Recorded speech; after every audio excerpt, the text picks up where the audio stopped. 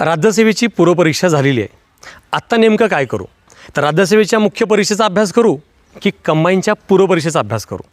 तर तुम्ही सेफ झोनमध्ये आहात असं वाटतंय, ॲव्हरेज 60च्या पुढे स्कोअर जाईल असं वाटतंय किंवा 55+ राहील असं वाटतंय, तर मुख्य परीक्षेचा अभ्यास करायलाच पाहिजे. पण दुसऱ्या बाजूला प्लान बी प्रमाणे ग्रुप बी मला हातातून सोडायचं नाही, तर तुम्ही फुल टाईम पुढचा 1-1.5 महिना ग्रुप बीचा पण अभ्यास करायला पाहिजे.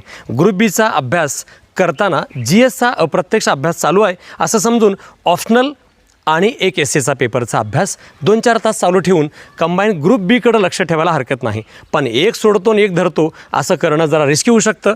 ज्यांना वाटतं की टेंटेटिव्ह स्कोर आहे, त्यांनी सेफ झोनमध्ये आहेत, त्यांनी शांतपणे मुख्य परीक्षेच्या अभ्यासाला लागावा. पण ज्यांना वाटतं टेंटेटिव्ह आहोत किंवा नाहीच आहे आपण मेन्सला, मग देन डोळे बंद करून कंबाईन ग्रुप बीचा इथून पुढे 40-45 दिवसाचा मजबूत वेळ आहे.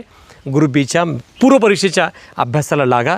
प्लान बी प्रमाणे एक पोस्ट निघाली पाहिजे आणि यासाठी आपण तयार राहिले पाहिजे.